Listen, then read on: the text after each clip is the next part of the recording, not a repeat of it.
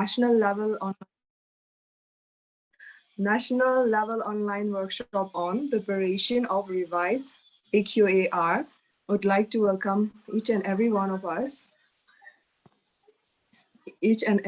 us to this session. Today's session, the day 2 session, will be we'll have 2 resource persons. The first one, Dr. Dibak Nanaware. He will be discussing on Criterion 2. The resource person for today, he is a professor of English, IQAC coordinator, and the head of Department of English in the DAV Walankar College of Commerce, Solapur. He is a trustee of the IQAC Cluster India and a writer of 17 reference and textbooks. He has also delivered expert lectures at national and international level. He's a resource person in numerous workshops, seminars, conferences, and he's involved in the publication of several books. He's also a recipient of a number of awards. So starting from now, I would request our resource person, Dr. Dibak Nanaware, to discuss on Criterion 2. Over to you, sir. I hope I'm audible. Yeah. Am I audible?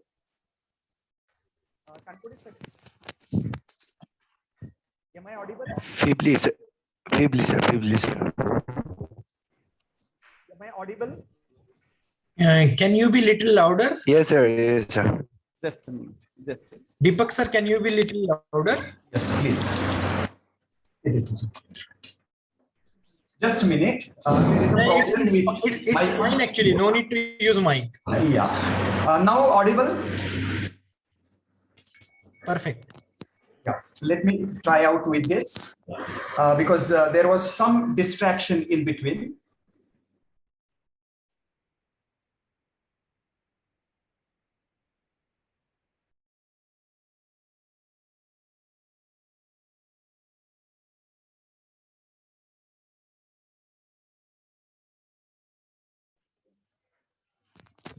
Hello, sir.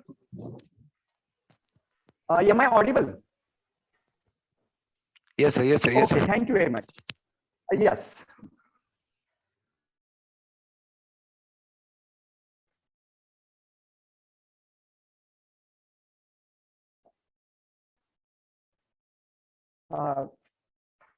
Good evening, all of you. First of all, I must thank the organizers for giving me an opportunity to be with you all. The backbone behind the organizing this national level virtual discourse or dialogue, or what you call the FDP, Honorable Kangode sir, Welling sir. At the same time, my friend Dr. Hemant.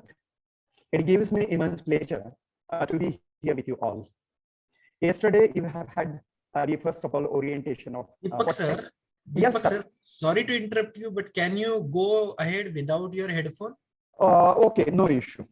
I shall. I think you were more. Audio was more clear earlier. Am I audible now? Yeah, please go ahead.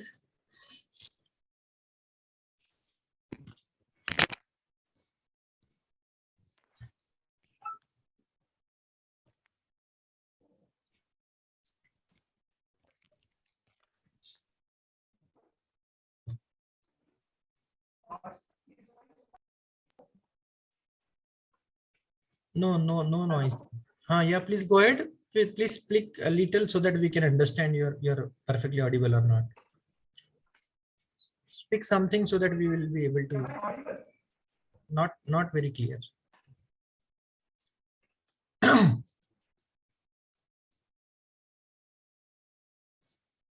Is it a bandwidth issue? Am I audible now? Yeah, good. Voice is clear, I think. Yeah. No, yeah, thank you very much. Okay. Sorry once again. Apologies for the technical problem. Yesterday in the initial part, the role of the IQAC and the first criteria. Why I am winding up, or why I am rather revising a little bit with the purpose that some of the things are going to be linked, some of the metrics are going to be linked in the criterion 2 that I am going to discuss, which deals with very core activity in the institutional platform or institutional activity sheet, that is teaching, learning and evaluation. I must not forget our senior advisor who is also here, Sankar sir, welcome. Then let me come down to the point that whatever time span has been allotted, what exactly are we going to do? Over the period of time allotted, the first of all, I'm going to clearly mention that as a tradition, Deepak sir, we have been prescribed. Deepak sir. Yes, sir. Camera adjust, please adjust your camera. Okay. I may sometime disconnect my camera also because of I think there is some bandwidth issue. It's perfect now. It's okay. Yeah, perfect. Thank you very much. So, if you compare AQR with the SSR, all of you are aware that second criterion, teaching, learning, evaluation, carries 350 marks for affiliated and constituent colleges. It means 35% of the weightage of assessment and accreditation process is from only criterion 2. And this gives the gravity that we need to be highly prepared, highly planned, meticulously functional as far as this particular criterion or 16 metrics are concerned in terms of responding or uploading our AQR. So over the period of time, first of all, let us pinpoint what exactly this particular criterion, that is teaching, learning and evaluation, goes in with. That is the theme or the central idea or the expectation of NAAC, that what are we right to or what are we respond to. That is, first of all, what are the efforts of the institution to serve students of different backgrounds? Different backgrounds in a sense, social backgrounds, and then their intellectual background, which we call institution is meant for all. And simultaneously, what are their abilities of teaching, learning that we try to judge and address students, give holistic teaching, learning experience to our students. This is one focus. Then second aspect is that what are the different or what you call multiple instructional techniques that has been practiced in the institutional level. We know the traditional method, that is chalk and talk, but apart from that, how the teachers have been embellished or synchronized themselves, upgraded themselves in terms of technology. And most important, that the quality of teacher is also judged. And that's what I was saying, that how far teachers have been able to apply or go for application of ICT resources adequately, and what is the competence of the teachers, that how far they use different tools and resources, which we are going to discuss. And the outcome of this process is the performance evaluation in terms of our this thing. Now, when we come to first metric in this particular criterion, which is 211, quantitative metric. First of all, we need to focus on the two aspects. We have been queried enrollment number. Now, in enrollment number, you can see on the screen, the table has to be filled in, that is data template needs to be filled in, which will inquire program. Now, all of you are aware, program is a degree, let it be UG or PG or postgraduate diploma. But what is the name of the program? Then code, which may be assigned by the university, or it may be generated at your institutional level. Now, suppose you are filling in the AQR of 2021. Hereinafter, I shall take example of the latest completed, that is previously completed academic year. Number of seats sanctioned. Now here you can see the number of seats sanctioned of only one program. So you will have to enlist. Suppose you have BA, BCom, BSc, MSc, MCom, MA. So these are the different programs. You will have to enroll, you will have to enter name of the program, code of the program, and number of seats sanctioned, and the number of students admitted in that particular program. Now, here consolidated data will also have to be considered, including total number of sanctioned seats for all the programs and simultaneously total number of students admitted for this particular program. Now, this data for the purpose of AQR, let the year of which you are filing your AQR. What are the documentary support you are supposed to upload? One, suppose you claim for your BA program, for first year, second year, third year, you have the sanction of your affiliating university of 350 seats. On document, you need to prove it. You need to provide the document either from the university, showing that you have sanction strength of 350. I'm quoting example. Suppose you have taken 10% extra additional sanction. Attach that particular letter also as the proof. And as number of students admitted, program wise, you will have to prepare a list of name of the student, program, name of the student, roll number, his enrollment number. You will have to prepare, and it will be signed by the head of the institution. So this will serve the purpose or the function of this particular metric, that is 211. I repeat, statutory documents related to sanction intake from affiliating university, government or the statutory body. Then second is approved admission list, year wise or program wise from the affiliating university, and program wise number and list of admitted students signed by the principal or head of the institution. This is the requirement. And believe me, this 211 is going to be helpful, not in terms of this particular criterion, but this needs to be correlated or must be tallied with your extended profile. In extended profile also, you will be asked number of seats, number of students admitted and their list. So just be aware with this particular question. Now the second question we move on is to 212. What is the question? What are we asked for in this particular matrix? That is number of seats filled in against the sanction or the seats reserved for various categories. And categories have been clearly mentioned. That is seats reserved for SC, ST, OBC, Divyangjan, etc. And do not neglect what has been written clearly in the matrix, that is as per applicable reservation policy during the year, exclusive of supernumerary seats. Exclusive. Now, this is the table or this is the data template that you are supposed to fill in. You can see this data template is divided into two sections. The first section is about seats earmarked for reserved category. Say, for example, if you take a reference of Government of India policy of admission, that is for SC, suppose, for example, 13, that is 13% reservation. You will have to quote the number. Suppose, take example of 100 total seats that you have for all the programs, or 1,000. 13% of 1,000. Then SC percentage, then OBC, general, and others. You will have to divide all your, means in 211, we have had reference or example of what? Total sanction intake. You will divide category wise, you will divide the total sanction intake according to the policy of reservation to different social sections of the society.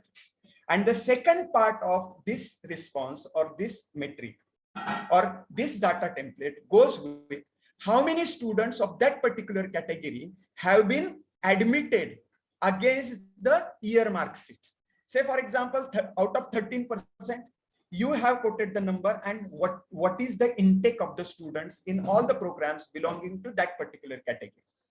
Now, as a documentary support after filing this, and I would better suggest to have whenever you are working on your AQR, go for Excel sheets, year-wise.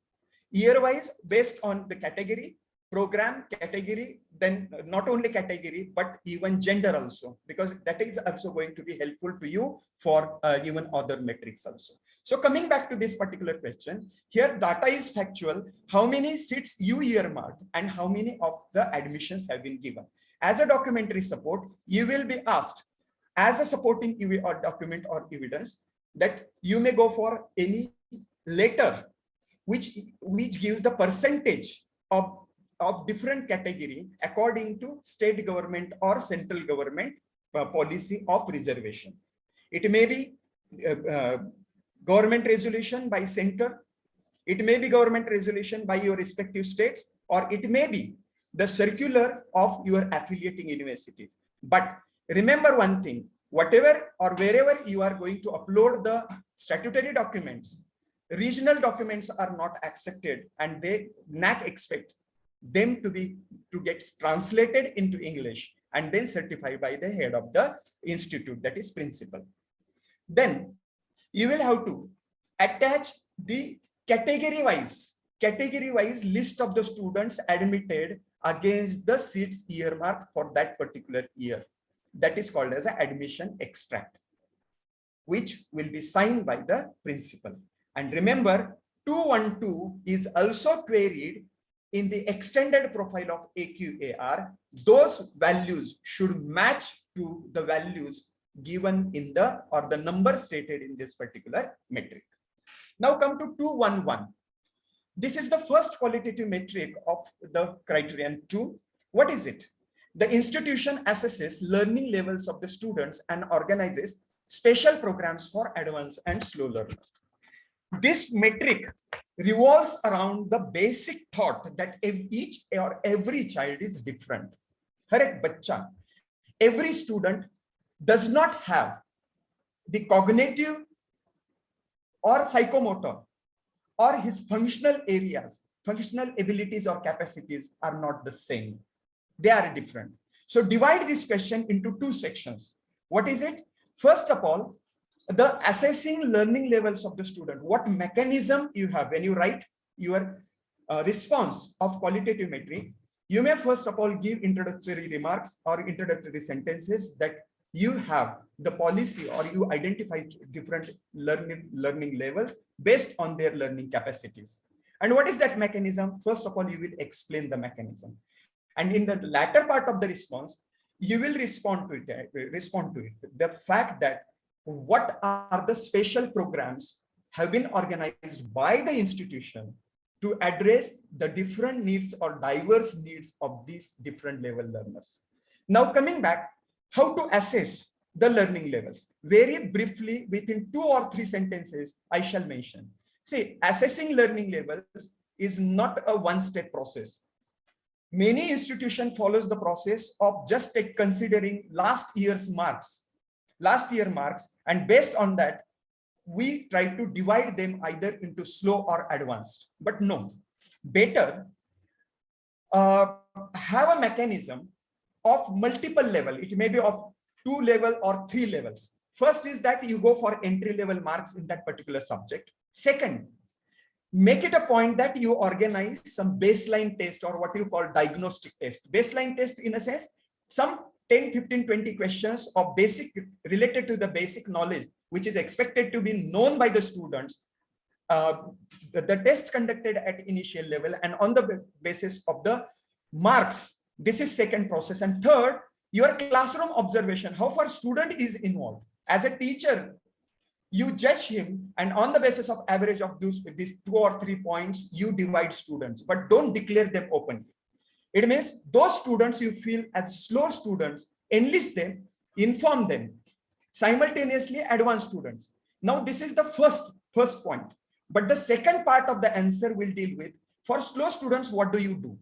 Best thing can be, one, you go for rearranging lectures, some lectures, special lectures, which is called as a remedial classes. One solution can be for slow learners, you organize remedial classes. Then you give question bank to slow learners.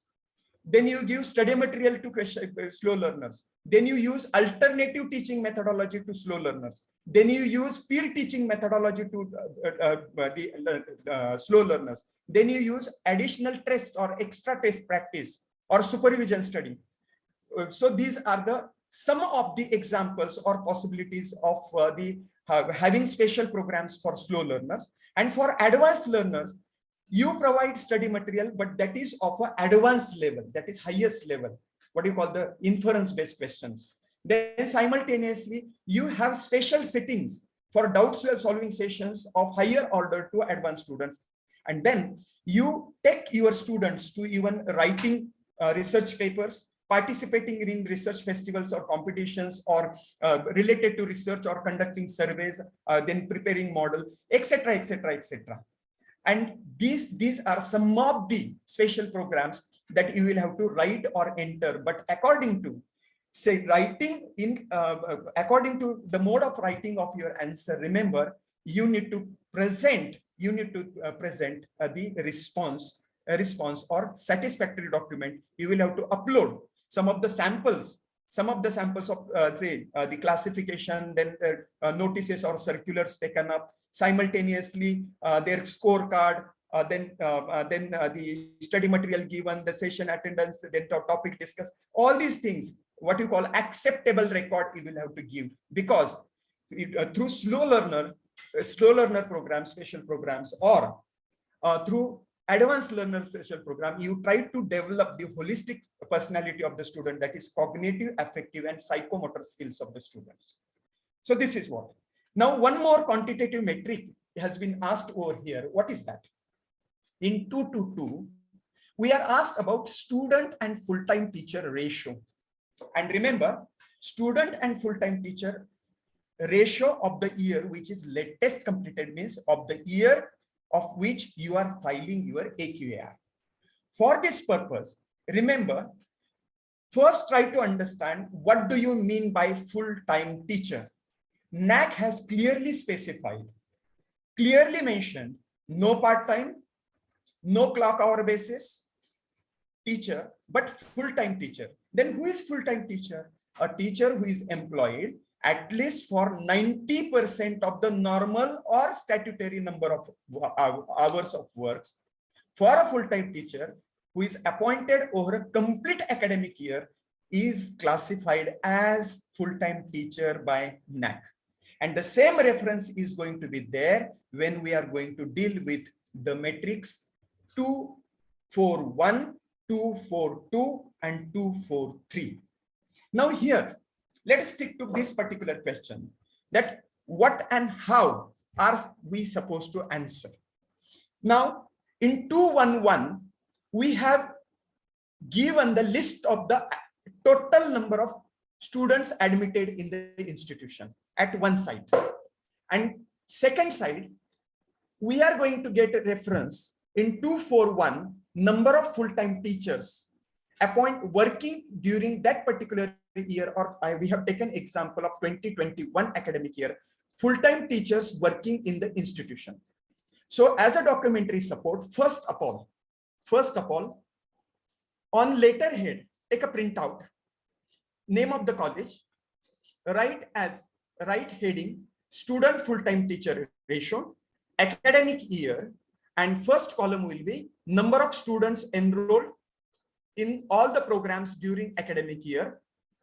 Then second column will be number of full-time teachers working in the institution during so-and-so academic year. And the third column will be the student-teacher ratio, like say, how many per teacher, how many students. You will have to take a ratio of it. And below that, there is a requirement of stamp and counter signature of the head of the institution. Below that paper, attach the list of full-time teachers working in the institution. Whatever is the number, you just give the list of the teacher with the signature of the principal, including their departmental affiliation, designation and departmental affiliation. And if at all you want, you can attach again full-time, all students list, but actually it is not required over here, because 211 in 211 already we have given the list of the admitted students. So this will fulfill the purpose of this particular matrix. Now, when we come back or move on to the next metric, that is 231, which is again a qualitative metric. We have been asked about the student-centric teaching methods.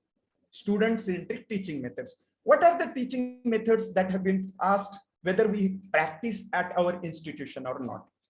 NAAC has focused on 3 basic methods. What are they? One is experiential learning method. Second is participative learning method. And third is problem-solving learning method. What is the purpose? Because NAAC expects that we need to come out and accept as teachers, we need in curriculum delivery mechanism as a part of developed or upgraded curriculum delivery mechanism, we need to adopt, give up only chalk and talk method, but we need to focus on the number of different methods. So before we proceed with the requirement of this particular answer or response, let us try to understand very briefly within 20 to 30 seconds, what is experiential learning? Experiential learning goes with the cycle of calls. Because of time constraint, I may not be able to explain what is the calls cycle, learning cycle, but just remember, experiential learning goes with the learning through experience and learning through the reflections on doing. And that's why this process becomes an individual learning process. For example, like the political science students have role plays of parliament, then science students visit museum and actually they witness those spaces. And the students of geography goes to the field. Some of the photographs you can see. What are the activities that you can club here under this experiential learning? You can have the list I have provided because of constraint of time. That is the field work, on-job training, role play, community-based learning, industrial visits, mock parliaments, then simulation type of work, then training on job, and then socioeconomic surveys. Now, these types of activities might have been conducted in your institution, but their titles might be different.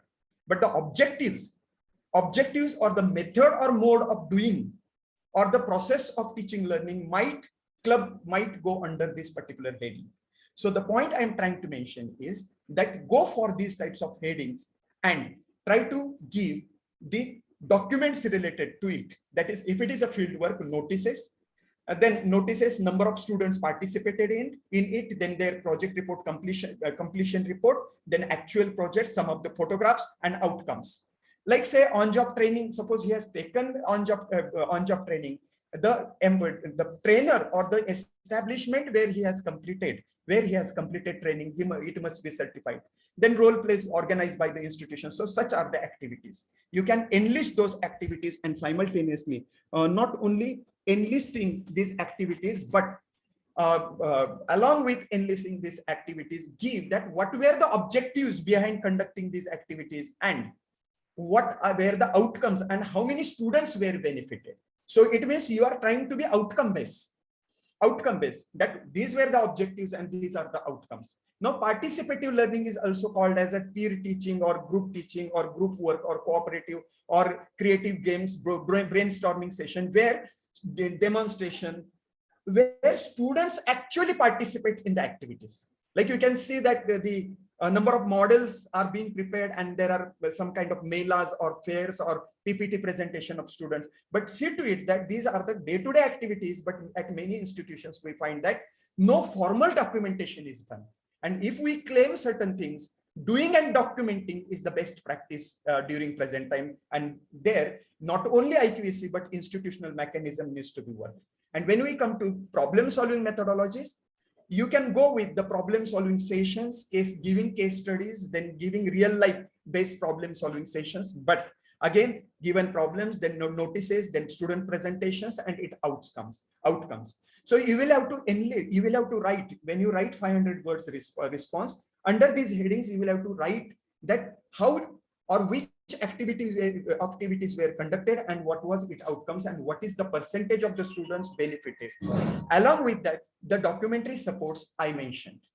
Remember, to club all these things, because this is a very broader area, you can have a screenshot of this particular thing, that what comes under which heading, that is experiential includes what, participative includes what, problem solving includes, and ICT enabled teaching learning methodology also includes what. So this was just what you call the clubbing of all the aspects for you. Now 232 is once again qualitative metric that queries that how far as teachers we are techno-savvy, we have internalized the ICT, and that's why this metric is the teachers use ICT enabled tools including resources for effective teaching learning process. Now before I discuss answer within 2 sentences, let me clear these two words.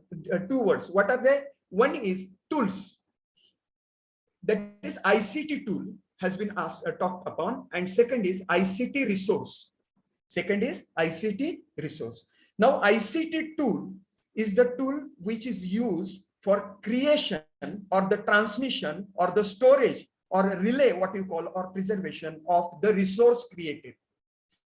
That ICT resources or ICT tools may include your what you call LMS platform, or that may be some software which would include YouTube's, Google Classrooms, internet supported learning, virtual laboratories, again InflubeNet is also, that is open educational resources also, teachers writing their blogs, teachers preparing their PPTs and uploading for the students through your LMS, Moodle. You can have even Google Class also, Microsoft Teams also. There are so many softwares that have come up, and within this pandemic period, all of you have practiced this. So coming back regarding ICT tools, the multimedia and everything you can see on the screen. I need not read them because majority of you are aware. But while writing the response to this particular metric, see to it that you have enlisted all the tools that have been used.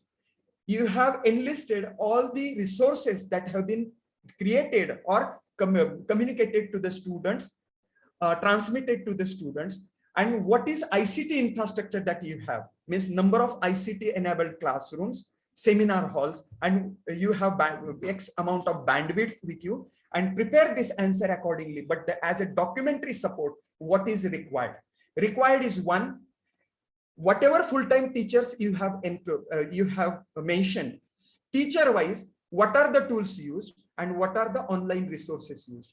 You may give the list of all the tools used by the teacher, and simultaneously, suppose for example, his videos are there on YouTube link, Google Class link, then the link of blog, etc., all the teachers, and simultaneously you can give the screenshot of the interface of all these ICT enabled tools and the online resources that you have quoted.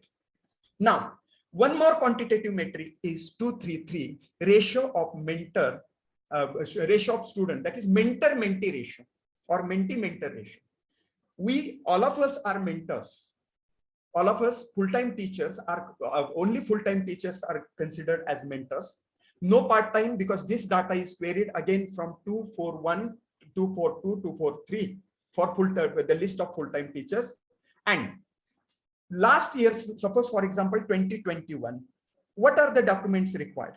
One is the circular or notice by the principal or head of the institution, which declares mentor-wise mentee allotment list. That is the circular. Means suppose for example, XYZ teacher, list or the roll numbers of the students or mentees allotted for him. Second, after this, the notices drawn for the students and teachers regarding conduct of mentor. In addition, you are required to give some sample filled in mentor-mentee responses, and all these documents must be signed by the head of the institution and mentor concerned. And this will cater to the purpose, that is, what is the ratio? What is the ratio per teacher, per mentor? How many students have been allotted for that particular year? Now, the mentor need not be confused because of time constraint. Again, I am avoiding mentor need not be confused with the counselor. Just remember that particular point. Now, 241 is the next metric. What is that? Number of full-time teachers the number of full-time teachers against the sanction post during the particular year. Now, already I have defined NAAC's point of view, that is what is number of full-time teachers. And while clubbing, I am going to consider 243 also together, these questions 241 and 243, because both the questions are going to is having the same data template, same Excel sheet. First, queries about number of full-time posts against sanction post. Now, which sanction post? They can be of two levels. One is if your college is affiliated and granting aid college, the post sanctioned by the government or joint director or government officer. And simultaneously, for self-finance programs, they may be the management sanction posts. I repeat, government sanction post or management sanction post. Means to prove this, you will have to provide the documentary support. If it is in regional language, translated documentary support for that particular year. That is the post-sanction, full-time teacher post-sanction. And now, against the sanction, how many posts have been filled in? So if we claim that X number of posts have been filled in, we will have to attach the appointment letters of the full-time teachers. Highlight on the name of the teacher and date of appointment and the word full-time. Then secondly, in 243, in this particular metric, or the data template which we are supposed to fill in, we are asked number of years of teaching experience of full-time teachers in the same institution. Now, again, the list of the teachers and the year of appointment of the teacher. Which year of appointment? Not in any other institution. A teacher might have worked for 25 years in other institution, but if he has joined your institution just 2 years before, his appointment date is considered to be the first day of his experience. So only 2 years of experience, give experience in month and days, because finally, while you are filling the response, you will have to take a total of all full-time teacher response, full-time teachers experience, and finally fill in the values. But again, here you will have to write the name of full-time teacher, PAN, his designation, and then year of appointment and the nature of appointment, whether permanent or temporary, and the name of the department and year of experience in the same institution. Okay, so as documentary support, I told you that one appointment letter, along with appointment letter, you will have to prepare experience letter of every full-time teacher, giving the date of his appointment and the years and months of his experience till the end of that particular academic year of which you have been filling the AQR. So this is the documentary support. Now let us move on to 242.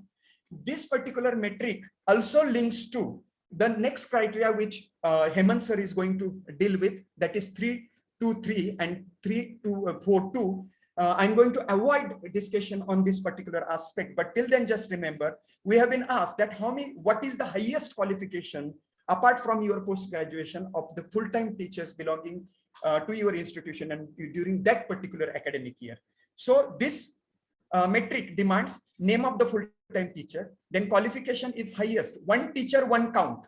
One teacher, one count is the policy or philosophy. So if teacher is PhD and simultaneously he is holding some DM or delete, so consider his delete and exclude him from PhD. So one teacher, one count. Okay, so qualification, then whether he is a guide or not, this is going to be useful for the next criterion. Then again, recognition year, vagara, vagara, vagara.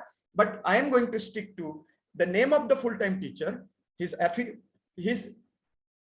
designation, along with affiliating department, and the PhD and year of PhD.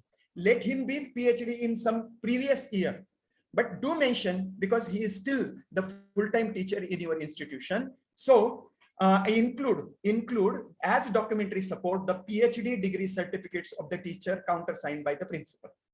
Now, 251 is qualitative metric which deals with the mechanism of internal assessment. This metric, where we have to respond in 200 words for AQR and 500 words for SSR, we have been queried with the aim or theme of two aspects. One, that how far our internal assessment mechanism is transparent and robust. Transparency in a sense that how notification is done, and simultaneously robust in a sense is strong and healthy, that we have the representation in terms of frequency and mode, means different types of examination. So first of all, you may talk of the examination committee, formation of examination committee of your institution, types of internal assessments and evaluation conducted for your at your institution. Say for example, it may be class test, oral test, then practicals, etc., etc., etc. Then university internal examinations also. What is the frequency of it? What are the types of examination conducted? Then how notices are drawn? How the notices are informed to the students? Then how question papers are generated? Then how a specific span is being utilized for assessment? Then declaration of result. Then grievance. Whether if there is a grievance, how the grievance is addressed, and then means what are the types of examinations at internal level are being conducted, and simultaneously what is its frequency. You will have to explain, and you will have to give the documents related to whatever I told you. Now 252 is a continuation of the previous metric. That there we are asked about the robustness or frequency of our what you call internal evaluation. But here we have been just queried on the focus with the focus on particular point. What is that? Mechanism to deal with the internal and external related grievances is a transparent, time-bound, and efficient. Now focus on the aspect that we have our examination committee. We conduct different types of examinations, internal examinations, simultaneously university level examinations. Now, there is no possibility, or there is a possibility that some grievance, and don't think of high and mighty grievance. Suppose if you are if the student has filled in the form, he may not receive his the what you call the hall ticket or a receipt, or he might have received it but wrong name, wrong subjects, additions of subject, some subject might have been removed, class might have been shown differently. So these are all, if we are affiliated institute, these are university related grievances regarding after declaration of the result by the university. There is a possibility that result might not be declared, result might be wrongly declared. So there are n number of possibilities. So what is in our hand? We have mechanism to collect those grievances and officially forward it the university, and after that university communicate to us, and we resolve that grievance with the students, like say photocopy, revaluation, etc., etc. Now our internal examination grievances, suppose for example student has submitted assignment, but his marks are not being displayed, or marks are less according to his complaint. So institution has given him direction officially, has pre-decided mechanism that to whom to contact and how to submit that particular grievance, and how is he going to be answered. That the particular point or particular committee refers the grievance to the teacher concerned, then response is received, and then finally it is communicated. It means what is the mechanism or the channel of response that you have created. So all the documents means whatever say applications received and responses given from your institution is going to create, form the part of the answer. Now let us come to 261. What is the metric?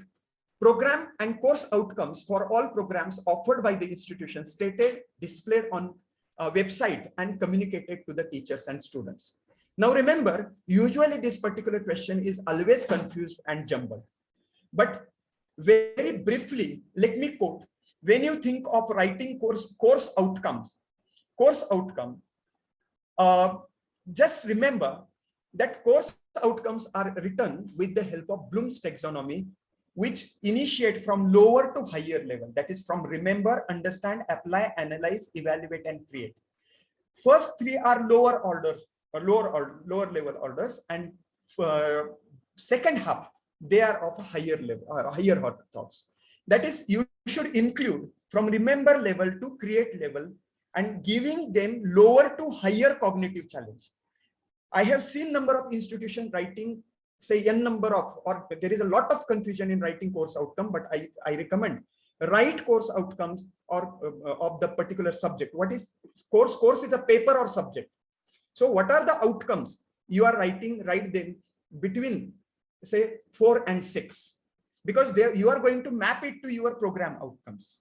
So to write these the course outcomes, better use Bloom's taxonomy action verbs. Bloom's taxonomy action verbs. Some of the action verbs are given over here. And simultaneously, when you write, remember, outcome means beginning with the end in mind. And when you write this particular aspect, that is program outcomes, first of all, design your graduate attributes, which are given in LOCF document, which is available on UGC website. In LOCF by UGC, they have stated certain graduate attributes and program outcomes also, and graduate descriptor also, qualification descriptor also on the UGC website. So they have stated that program outcome should include the outcomes related to core competencies or fundamental concepts related to that particular subject or faculty. Then communication skills related to the explaining concept related to that faculty. Then critical thinking, that is base of cognitive aspects, psychological skills related to the subject, problem solving method. He should be able to develop the skills of problem solving related to his faculty. Then analytical reasoning, then research skill, specifically for postgraduate programs. Then teamwork, which goes on lifelong learning, along with then ICT deliberation or literacy or e-content or e-resource creation, then moral and ethical awareness and leadership readiness. So based on LOCF document, we can frame, say, between 9 and 11 program outcomes. But and then what is it? What are the PSOs? Program specific outcomes goes with the core aspects or discipline specific aspects of that particular faculty. Say, for example, BSc Physics. Program specific outcomes are going to be different than the program specific outcomes of BSc Biology. So this difference is program specific outcome. So the question is, what is the question? That outcomes have been written. They are uploaded, displayed on institutional website and communicated. What are the modes of communication? One, they may be printed in institutional brochure, which is circulated during the admission. They may be kept in the library. They may be kept in the department. They may be informed, discussed in the departmental meetings. Simultaneously, they are informed to the students during induction programs and bridge courses while they are given experience of this particular programs. So answer needs to be prepared in this way, and the methodology or the the drafting, the outcomes would be based on the things that I mentioned. Now 262 is attainment of the programs, program outcomes and course outcomes evaluated by the institution. Now I mentioned that Bloom's taxonomy from remember to create level, and then it is assessed through using.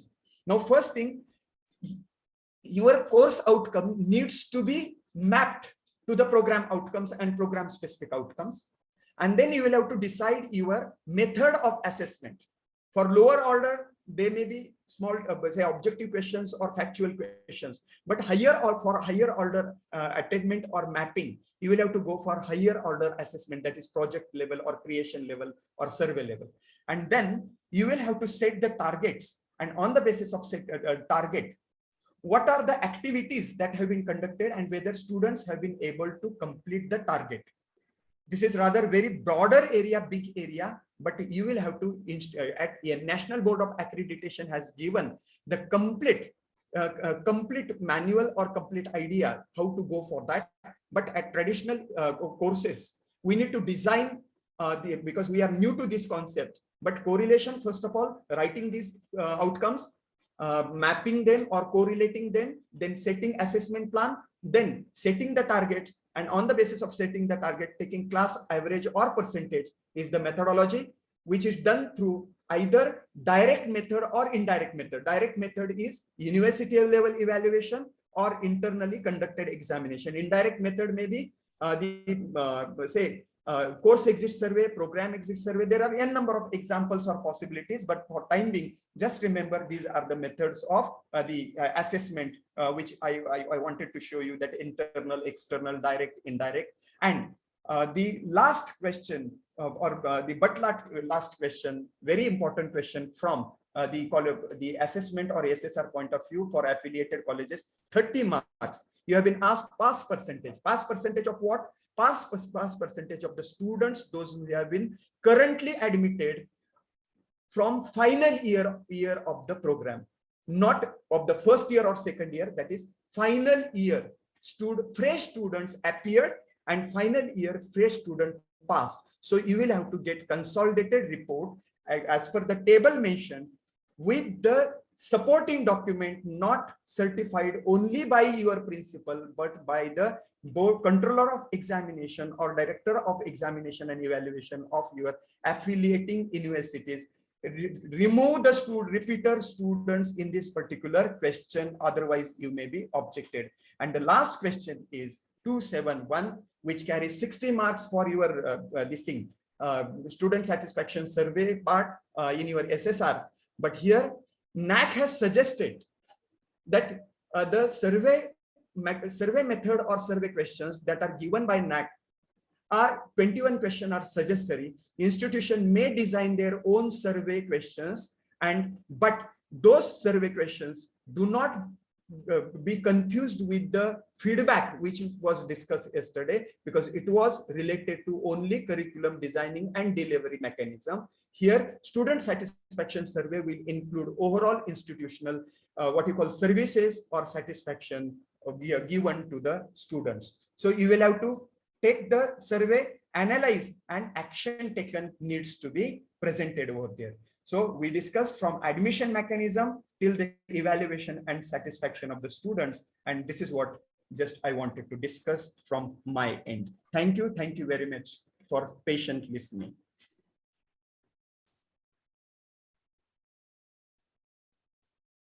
One question, yes, already Kangode sir has clearly mentioned that cluster organizes workshops on POCO writing methodologies and attainment, and that's why rather I could not give much justice to that particular aspect of the particular area. Over to you, the organizers. Thank you very much. Manore sir.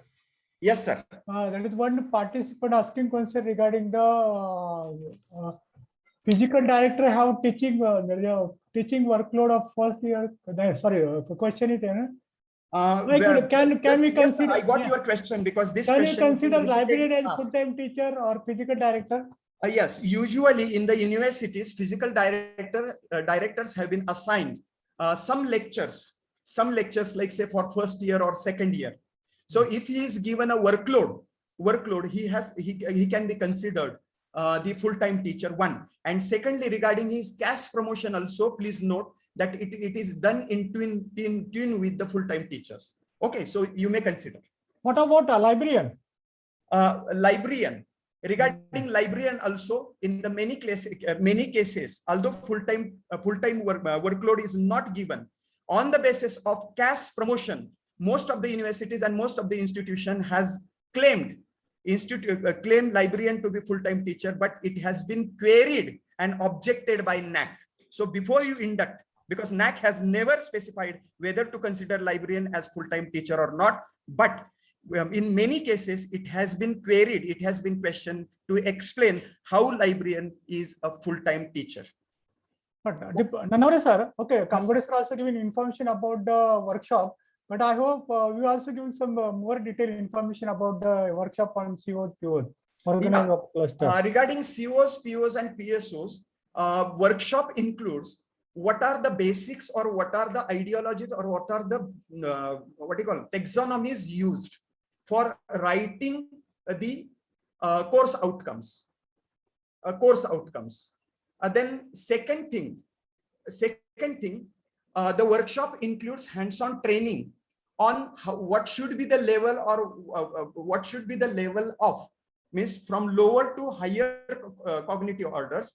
Then workshop also includes the LOCF document, discussion on LOCF document, that is learning outcome based teaching learning methodologies. Then on the basis of it, how to draft your evaluation plan based on the course outcome you have mentioned, then how to calculate it and how to support it with the number of document. Actually, this is a workshop as good as hands-on training. And this is regarding COPO workshop. It is hands-on training and a day-long training because it needs a lot of calculations, direct method like internal examinations as well as the university level examinations. Apart from that, the indirect method like student satisfaction surveys, course exit surveys, then employer surveys, then placement record. So these are the methodologies being discussed, and the weightage is stated because many universities have internal 20/80 pattern, 20/30, 25/75. So these are the aspect that are discussed in the workshop. And as Okay. Now over to moderator, please take charge. Sorry for interrupt. Just a minute. One clarification regarding Vilas sir's. Dr. Vilas sir has put the message that from his university, physical directors do not have workload.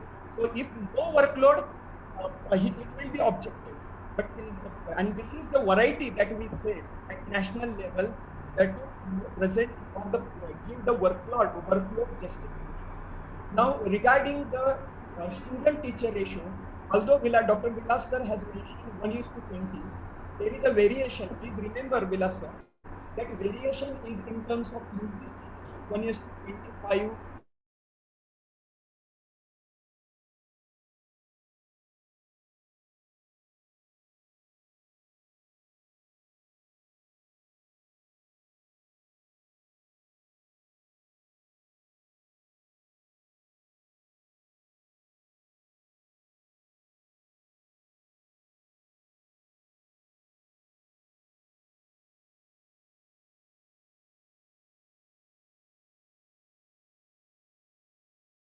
Professor Dr. Ramdas Dawar and Professor Bharat Ganguti for addressing all the questions that are in our chat box. So, but still, if anyone wants to ask any question, we just have another question. What percentage of students should be asked to do student satisfaction survey? So if any of our resource person would like to address this query, what percentage of students should be asked to do student satisfaction survey? Regarding student satisfaction survey, maximum, because you are dealing with the student and students are regular to your classrooms. More the number of students. Instead of thinking, I would reverse this question.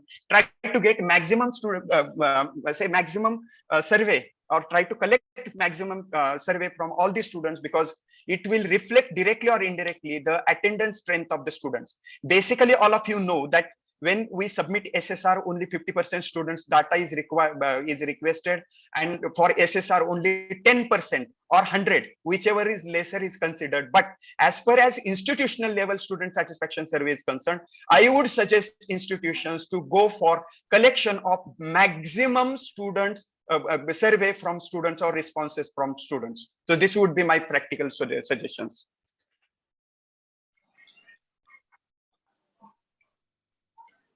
Thank you. Thank you, sir, for responding to the query. We have another query. Sir, I want to know about the classroom student ratio and not mentor-mentee. Yes, that's what I told you. Do not confuse with the mentor-mentee ratio, neither mentor-mentee ratio or student-teacher ratio. Now, all of us know that state-wise it differs.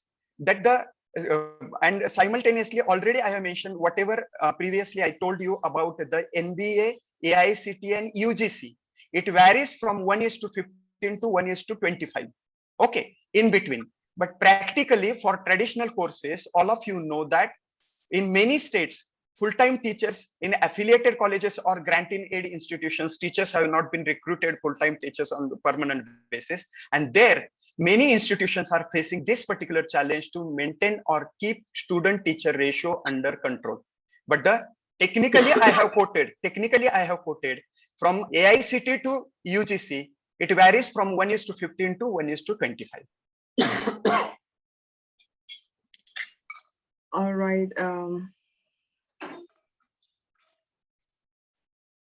We have another question. Should we take the question, or maybe should we ask our second resource person to start with the next?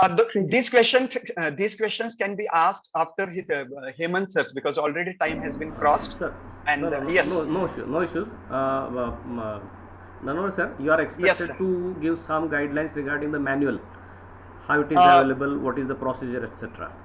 Yes, no problem. My video is on, and this is the manual that IQAC cluster has prepared, Handbook of NAAC AQAR. This manual has been prepared by 7 of our resource person, and within 50, this is written in English, which addresses all the question. This is the document of document of 119 pages, and already more than 1,000 colleges have purchased this manual, and we have got the response feedback from the resource the colleges, that this manual or the handbook has been very instrumental or very helpful for them to fill in AQAR satisfactorily. One. Secondly, within 10 to 15 days, those who have problem with the English version of manual, this manual is translated in Hindi also, and within 10 to 15 days, Hindi manual will be available. But till then, if any participant is interested, you may post message on my WhatsApp number. My number is 9637335551. I repeat, 9637335551. You just drop the requirement message. You will be responded. The cost of this manual is 500 rupees plus 100 rupees postage. You will be dispatched by speed post, by India Post, till it reaches to you. It is our responsibility. And simultaneously, if you would like to have the receipt to be deposited to your institution, we provide the receipt also. And by speed post, you will receive this manual. Once the order is placed, within on the very second or third day, you will the manual will be dispatched. Okay, and you will be informed. It's India Post tracking ID. But even in the chat box also, Dr. Deepak Nath has already purchased, and he has mentioned that the very handy manual, and he has gone through it. So this is the IQAC cluster publication. And already I have given you my WhatsApp number. You can text me. You can place your order if at all you want. Okay, thank you very much, sir. Mode of payment have been queried. I shall respond everything on the WhatsApp chat, because we have had time constraint. We need to proceed to the next question, next session. Over to you, sir. Right.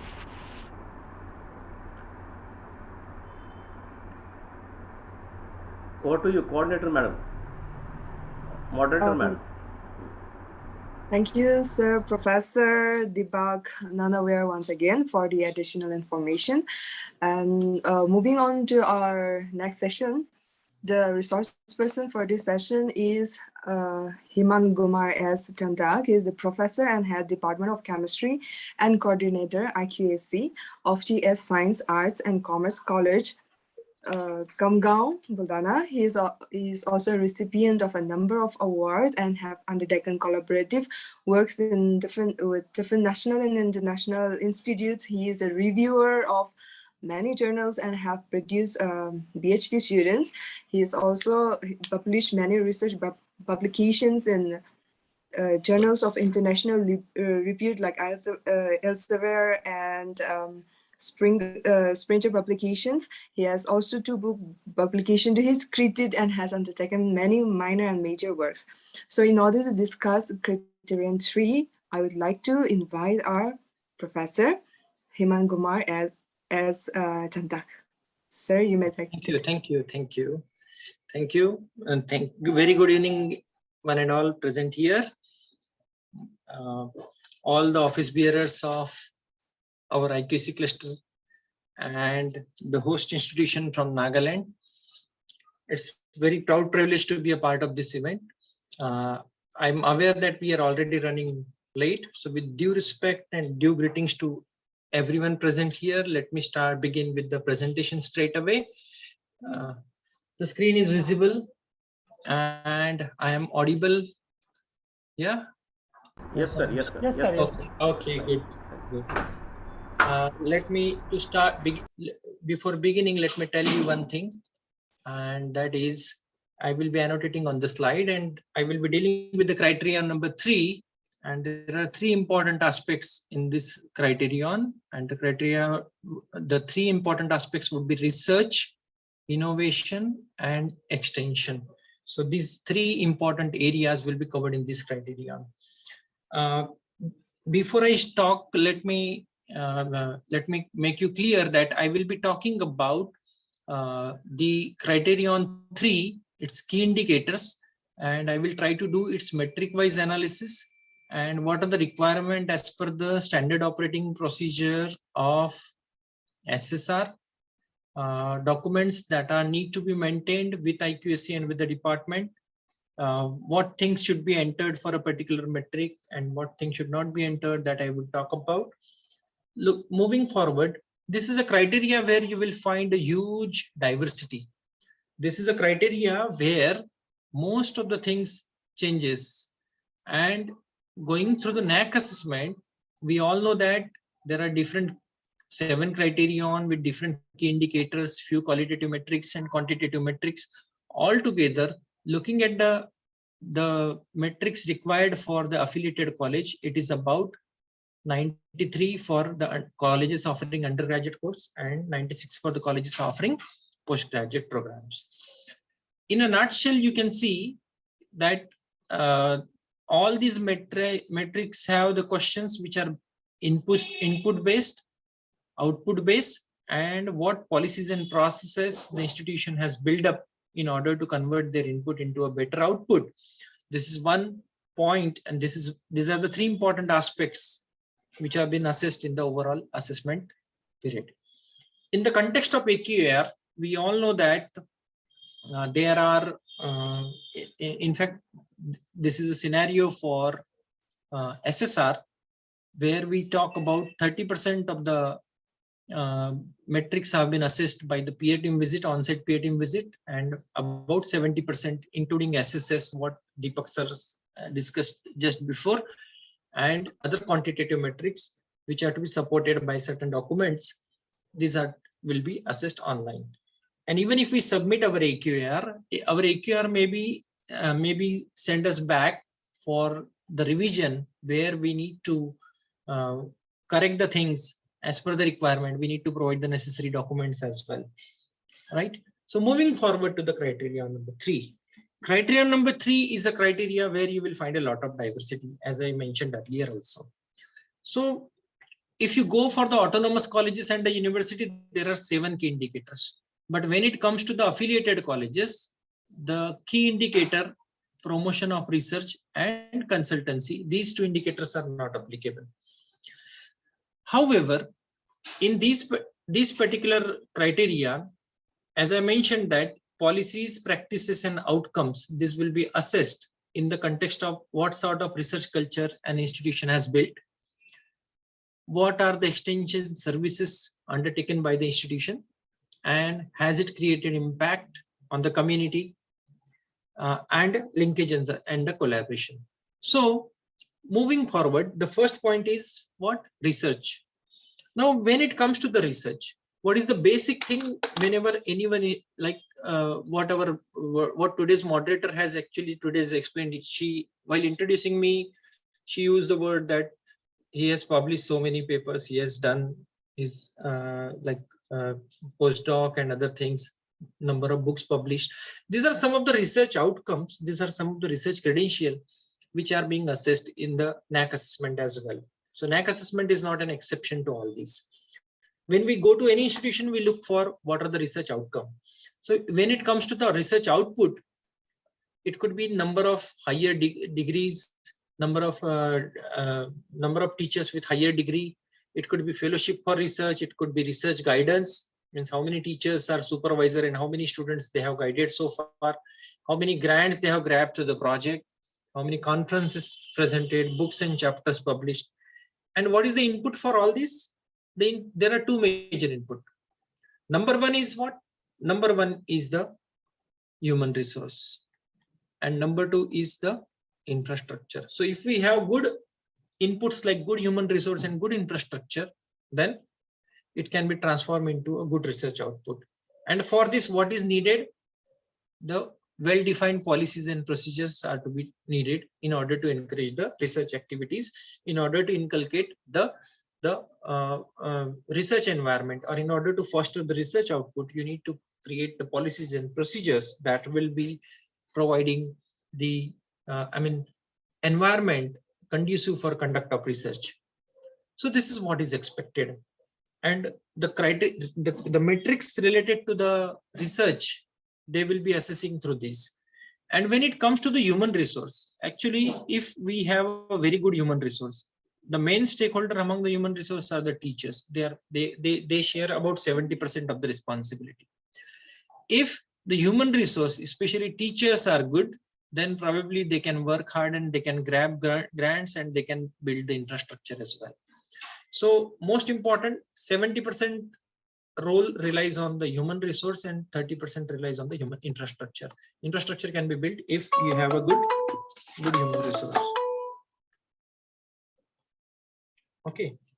Now, the first key indicator which is applicable for affiliated colleges, which may be undergraduate or a postgraduate college, is what? Resource mobilization for research. Now, in this particular resource mobilization, we all know that money is always required, funding is always required for execution of the project, for execution of the project, for organizing the events, you can again grab funding for as a travel grant for attending conferences in India and abroad. There could be some fellowships for advanced studies in order to gain more research experience. There are some endowments and awards. So these are some of the possibilities through which you can grab funding. And the NAAC wants to assess the institution in the two sense, especially when it comes to the affiliated colleges. There are two important questions. Number one is research grant received from government and non-government organization. And number two is number of department having the research project. So what are the things? Number one is amount, how much you have grabbed. And number two is the number of department who are actually engaged in the research. So these are the two important. It's not like, say, in your college you have 10 department and only one department has grabbed huge amount of the grant and they have grabbed the grants. But what about the 9 department? So NAAC wants every one of us, every department to work in the context of the research. And for that sake, there are two different metrics. And in SSR also, these two metrics are there, where the inputs from the institutions are required in the context of how much amount and how many number of departments are undertaking research. So collectively, the data sheet for these two metrics is same, and it will be like this. I have tried to put the things over here. Now, while giving the data, I will talk about 3.1.2 little later, 3.2. Now, what is expected here? Here, as usual, when you claim that you have received a grant for a particular project, then you have to give the grant award letter that is required. What is important is, you see here, year of award is always asked. Why this is asked? Because when it comes to the NAAC assessment, when it comes to the SSR, some part of your project that should fall within the alignment assessment period. What does it mean? Say NAAC assessment is for 5 years. So some part of your project period should fall within the assessment period. This is what is expected. And what is not expected here? that grants that you received from your own trust, grants that you received from your own trust. Okay, it will not be considered for, it will not be considered for this particular metric. The grants that you give for your own, from your own trust or own institution for the research activity, it could be called as a seed money. So there can be a policy for seed money, and you can showcase it as one of the best practice. But here NAAC wants, in this particular key indicator, the NAAC wants how much amount you have grabbed from the funding agencies, and at times how many departments are actually engaged in the research activities. When it comes to the undergraduate college, sorry, before that, let me complete this point. Percentage of teacher recognized as research guide. So this is a very straightforward question, and it is linked with the criterion 2, where in the data sheet itself you need to give, when you say whether you are a PhD for the, in the data sheet, if it is asked that whether you are PhD, and if you say yes, then the next immediate column you have a question whether a teacher, particular teacher, is a research guide or not. So this is a question which is applicable for postgraduate college only.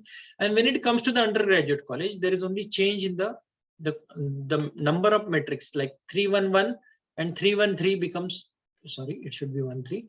311 and 313 becomes 311 and 312.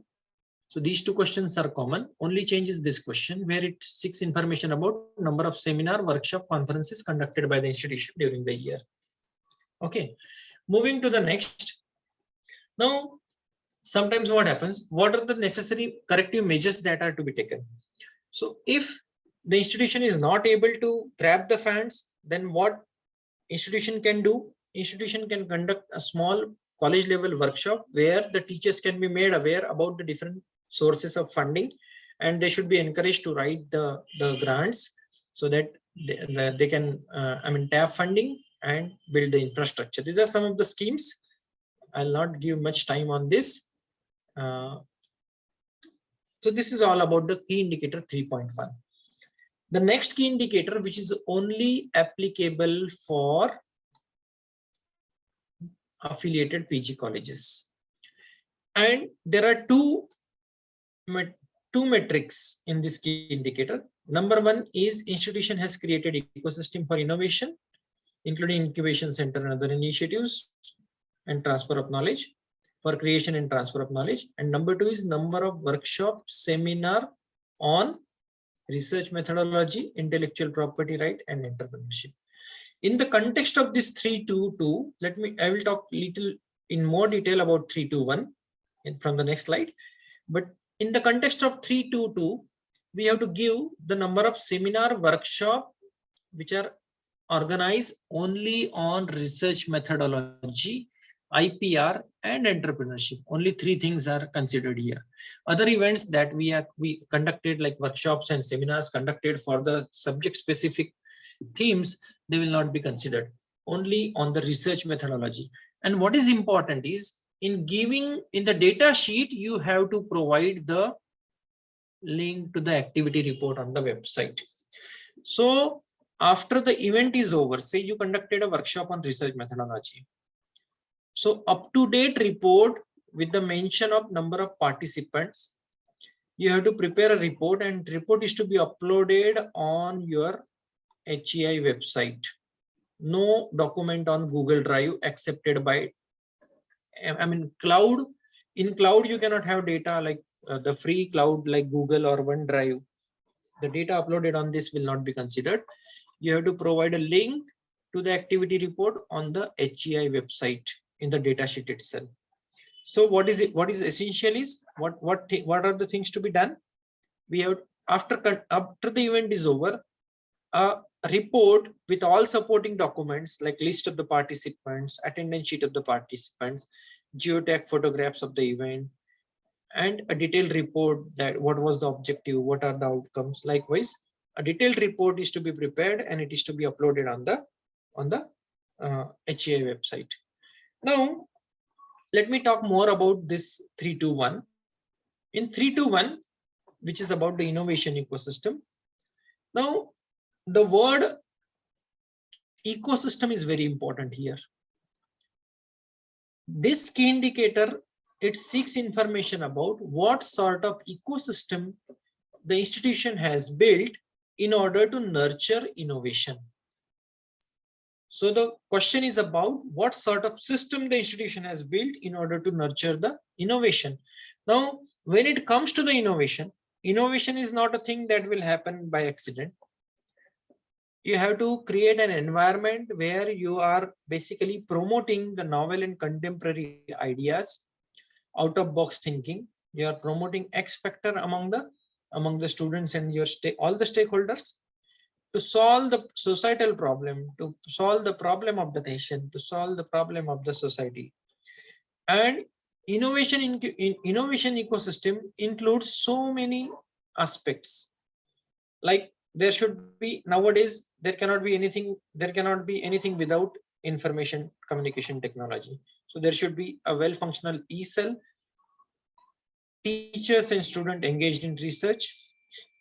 Mentoring can be provided to the students by the teachers or by the external mentors for nurturing innovation.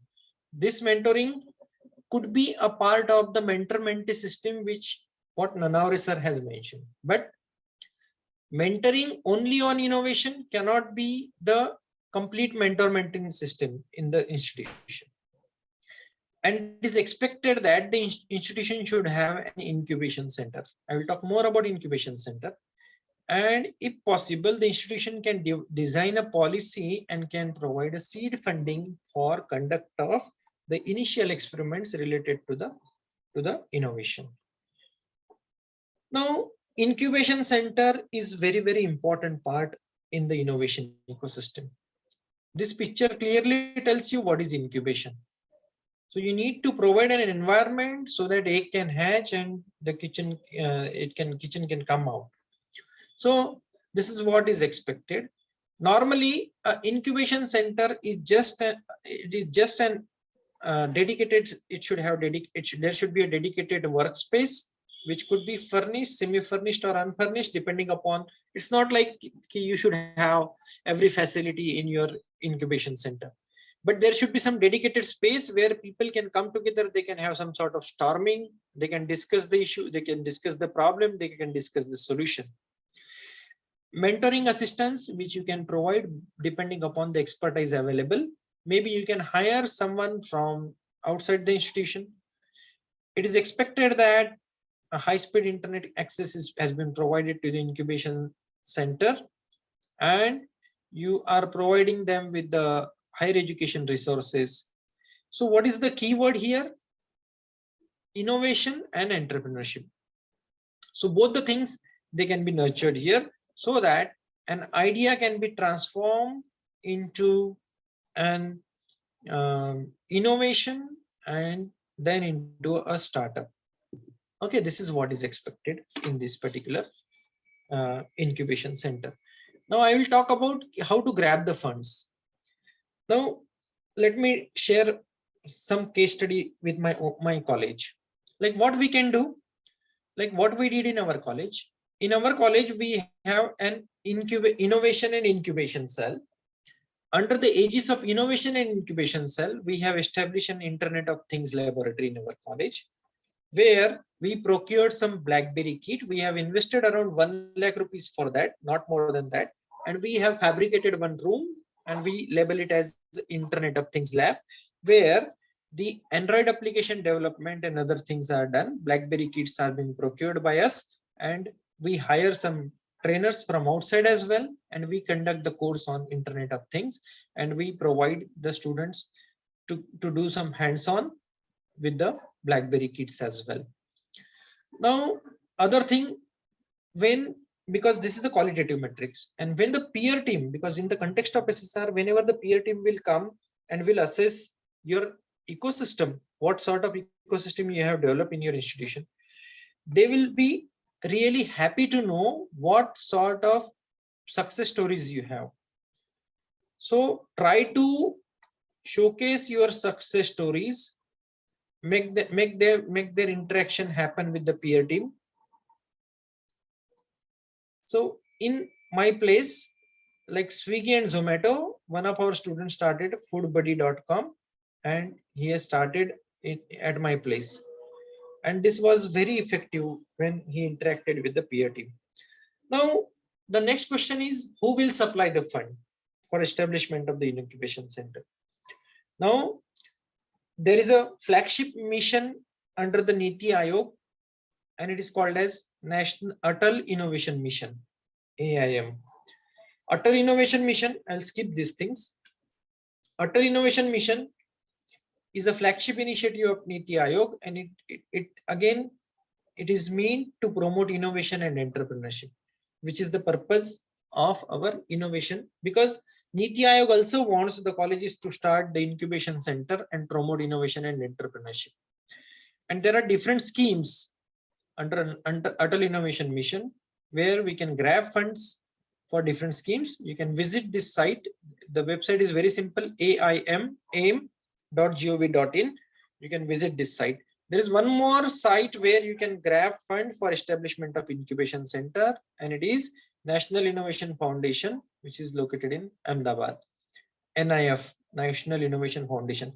So these are the two funding agencies that could help us to establish an incubation center in our colleges. Okay.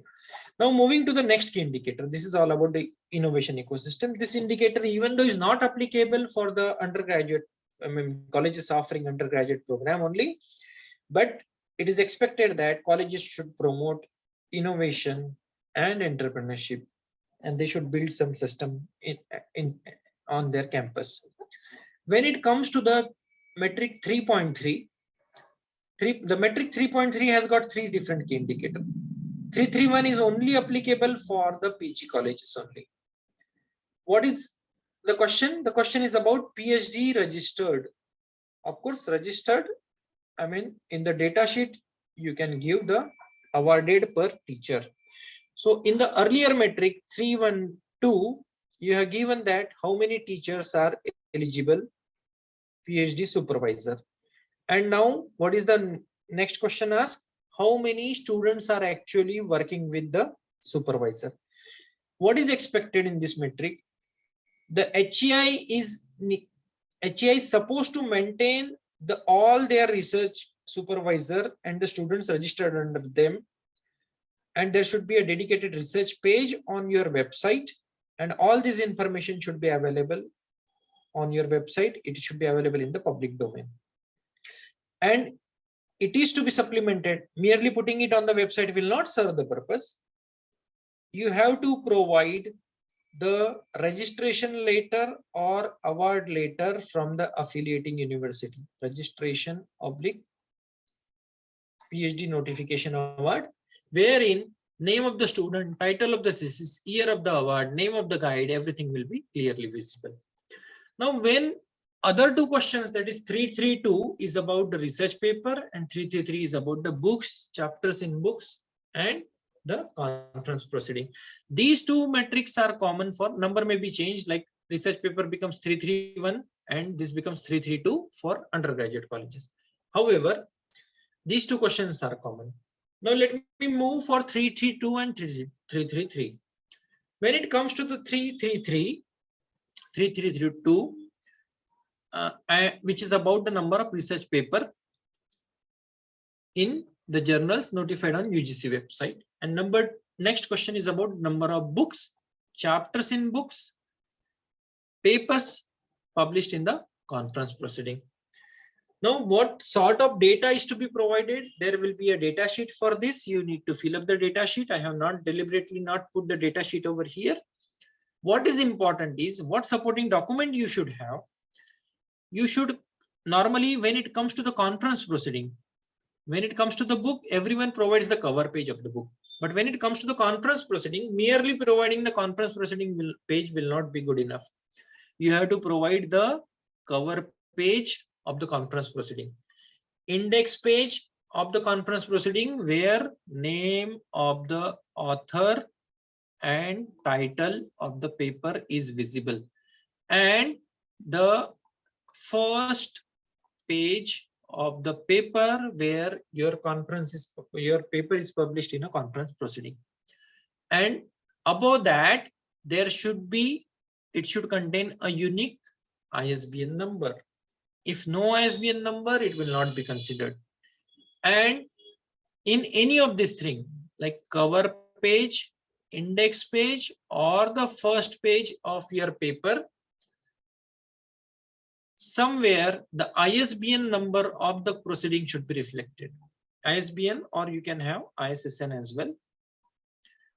If ISBN or ISSN number is not reflected, then you have to provide an additional page, maybe last page of the conference proceeding, where ISBN number is clearly mentioned.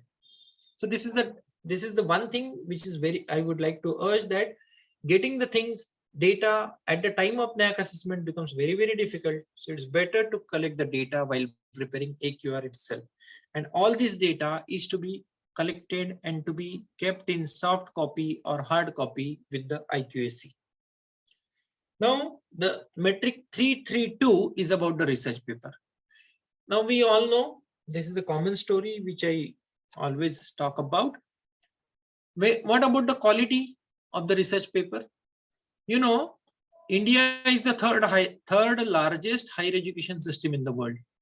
And when it comes to the quality, we are not even in top 170. So our rank starts 170 onwards. We are the third largest higher education system in the world. However, when it comes to the quality, we are lagging behind. And one of the reasons for this is quality research output, that too in terms of research paper. The reason for this is, and the government and the policymakers are also worried about it. So in 2009, they came up with API, did 4 amendments, 4 amendments. Later on in 2017, they came up with UGC approved list. Again, the UGC approved list was prepared by the affiliating state universities, BOS of the state universities. There were some flaws in that, and with effective from the 14th of June 2009, UGC CARE came into existence. Now the NAAC wants that your paper published only in UGC CARE listed journals will be considered. Why this is so? Because fortunately or unfortunately, whatever you call, India has become a hub for the predatory journal. Every now and then, new journals come up with the new predatory journal comes out, and in order to overcome this, the UGC has come up with the UGC CARE, which is Consortium of Academic and Research Ethics. In the context of AQAR or NAAC assessment, what is expected? Title, author, department, name of the journal, publication year, ISSN number, and most important, link to the recognition to the UGC enlistment of the journal.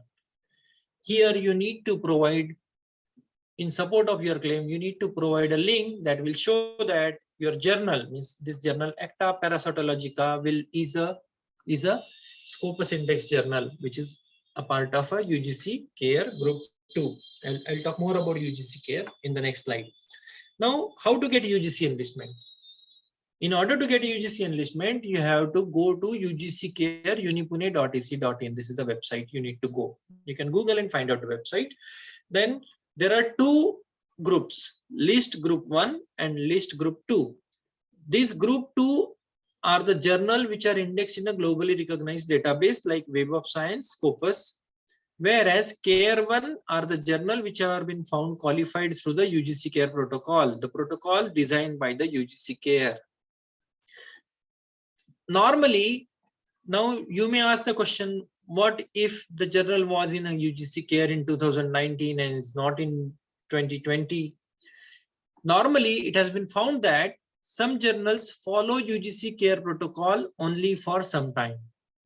So that is the reason that UGC list group 1 is often dynamic. A journal which is a part of UGC CARE list group 1 may not be a part of the same list in the next year. But this list is almost static. There is no change because this includes the journal listed by Web of Science and Scopus. So here I would request all my teacher fraternity attending this workshop or attending this session that target to publish in the group 2 journal. It could be Web of Science or it could be Scopus. Again, you could see that Web of Science is not limited to science only. You can see Arts and Science, Arts and Humanities Index, Social Science Citation Index. So every faculty, for every faculty, you will get a journal in Web of Science. Every discipline, you will get a journal in Web of Science and Scopus as well. Only the issue comes with the Indic languages. Say like Manipuri or maybe like Marathi, you will not find much journal in Web of Science or Scopus. And to give a justice to that, UGC has come up with the Group 1 list, ensuring that these journals follow, because ensuring that these journals are not a predatory journals and they're not doing marketing with the fake impact factor. Okay.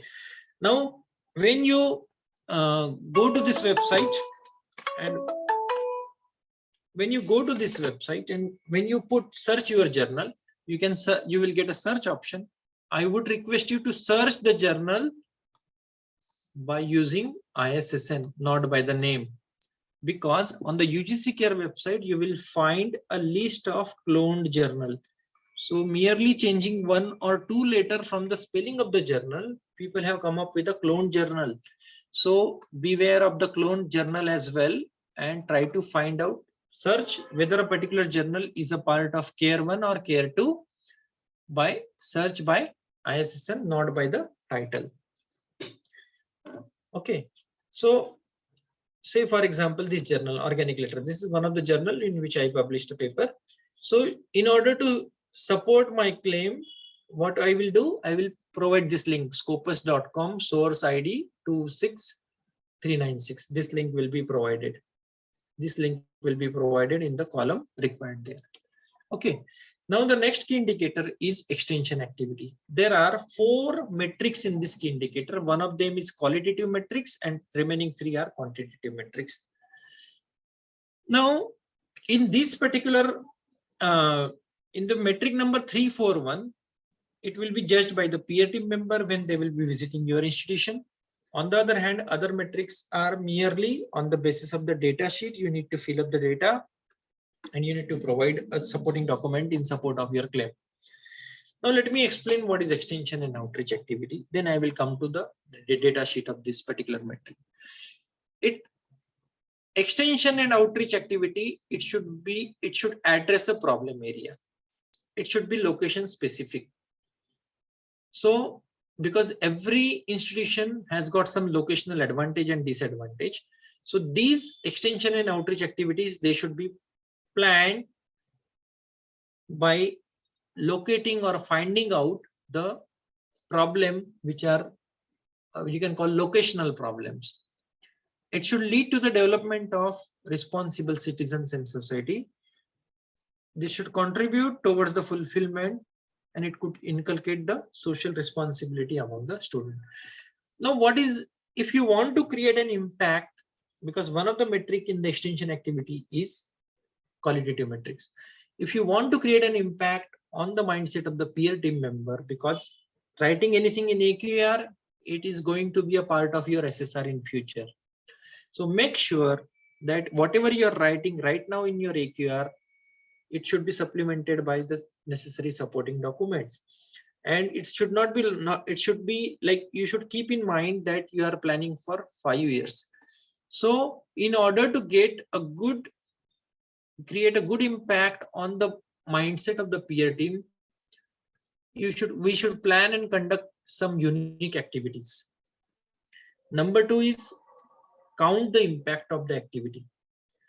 Unique activity in the sense, I would say that there will not be any college in any institution across the India which has not conducted blood donation camp.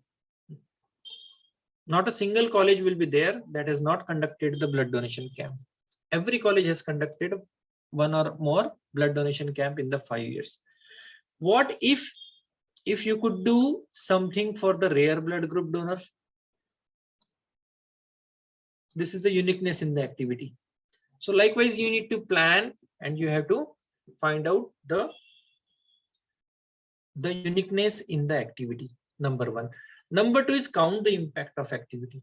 Like in criterion number 7, maybe tomorrow or day after tomorrow, you will be discussing about the criteria number 7, where you are doing something about the green practices. So if you are doing, say, something related to the environment, can you count the impact? Say if you have done something, say you have done huge plantation. Now, because of your plantation, what is the change in the air quality index in the region? Has it improved? So try to show that whatever you have done, it should be countable. Because ultimately, the peer team, when visits your college, they have to transform the qualitative metrics into the quantitative one. Okay. And the third one is have your beneficiaries available during the peer team visit. What does it mean? If you have done some extension activities, outreach activities, you have reached out to the people who are unreached, and you have done something, invite your beneficiaries onto the campus, make their interaction happen with the peer team member. And always remember that if you study the statistical data, most of the colleges, they have, because in NAAC SSR or in AQR, you have to describe 2 best practices. And one of the best practice by most of the colleges is from the extension and outreach activity. So it has to be planned meticulously, it has to be executed meticulously, and it has to be reported meticulously.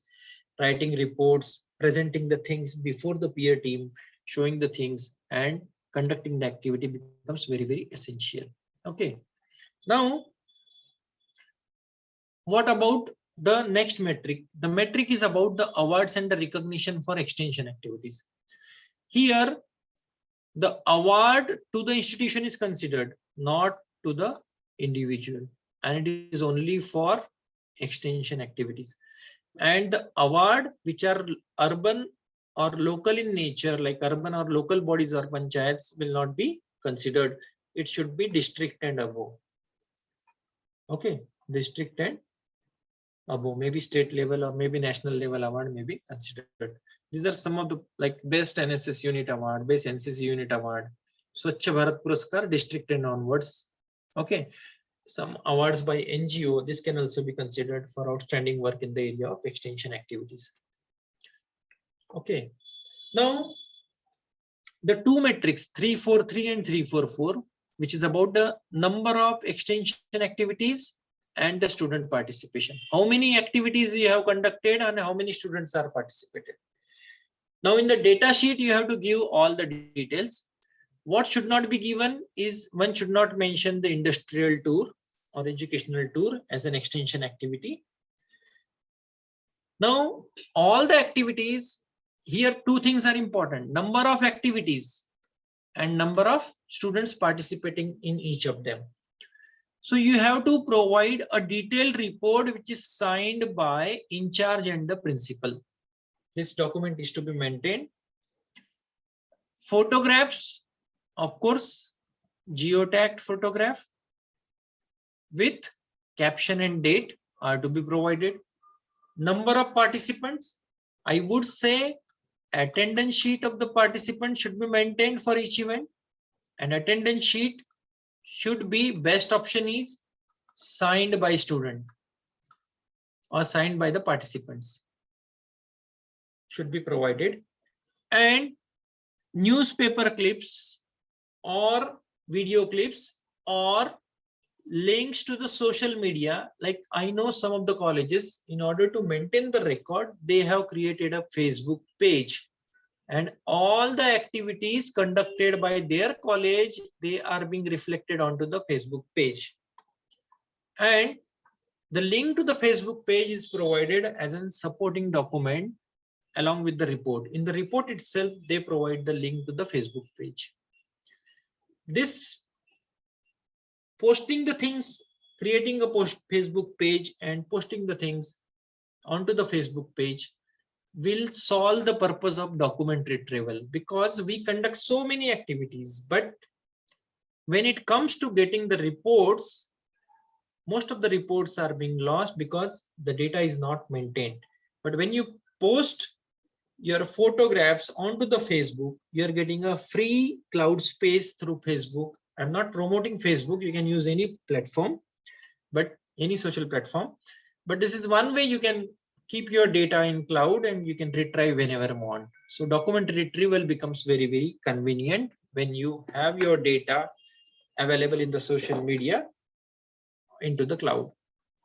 Okay, so these are the important things that I would like to cite. Now coming to the last key indicator, I have not covered the key indicators of applicable for autonomous colleges, but if time permits and if participants wants anything, I can add to the end in the end.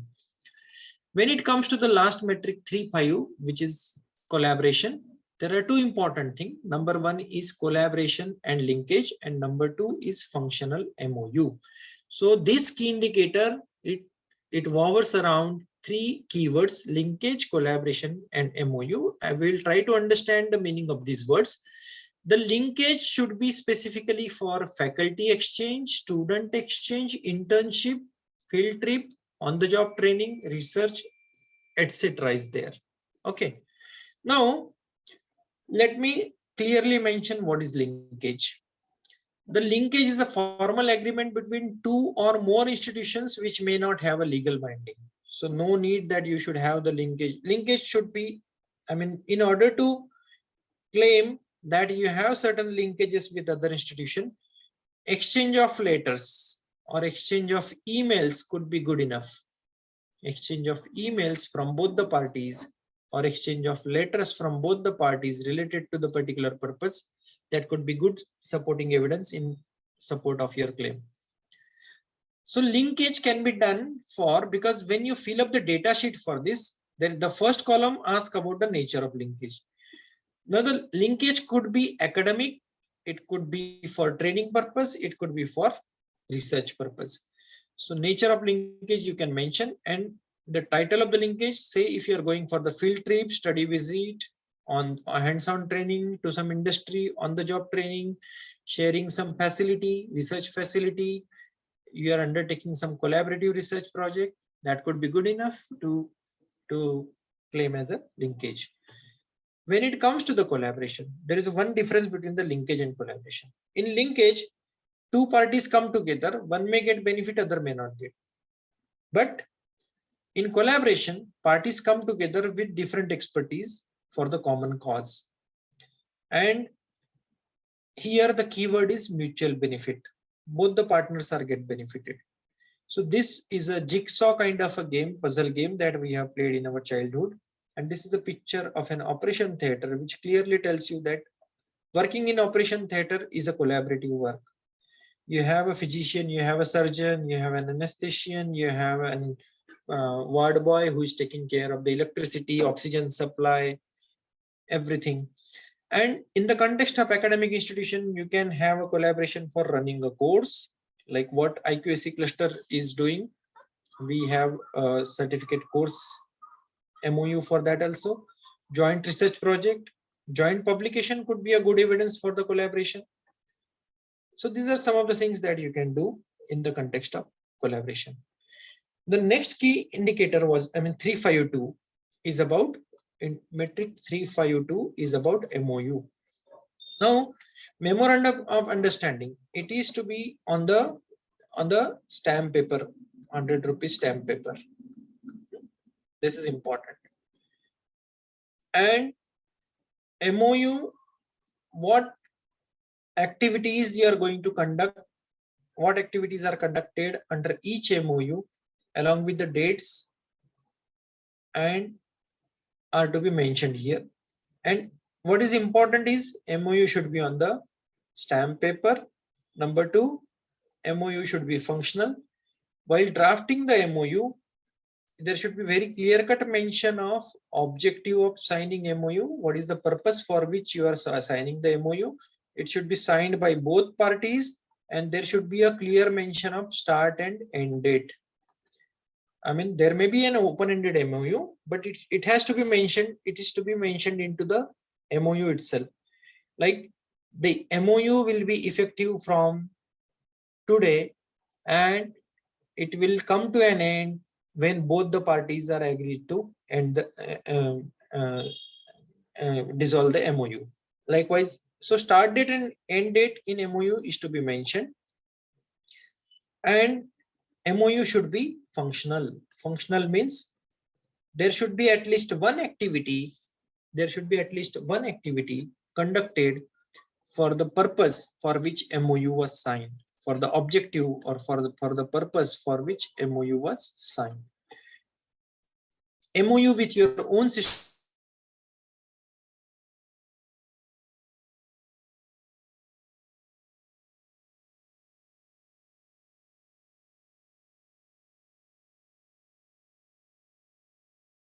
important. Research and extension are the two important aspects which are very, very crucial, very, very important for understanding, assessing the institution.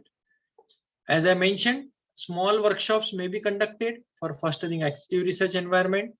Maintain a research tab on your HEI website with details related to the research activity. Try to showcase one of the practice as a best practice or distinctiveness in your SSR. This is what from my end. If time permit, I can talk more about the other key indicators of autonomous colleges. Yeah, over to you, please. Moderator ma'am has to decide. Hello. Yeah, moderator ma'am has to decide whether to go for some autonomous colleges matrix or not, if she permits. Do we Yeah. have any? Do we have any participants who are from autonomous colleges? I think there are few.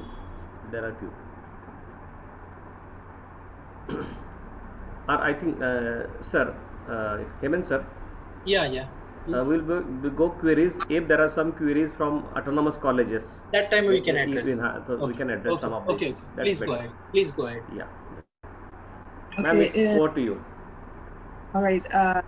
Thank you, sir Himan Gomar, for clearly explaining each of the metrics to all of us. Now we would like to take some questions from the chat box. The number of PhD registered per eligible teacher during the year. For this question, eligible teacher means all eligible Recognized. teacher or recognized. Yes. Kindly clarify. Yes. Eligible teacher means only those who are recognized supervisor, recognized guides.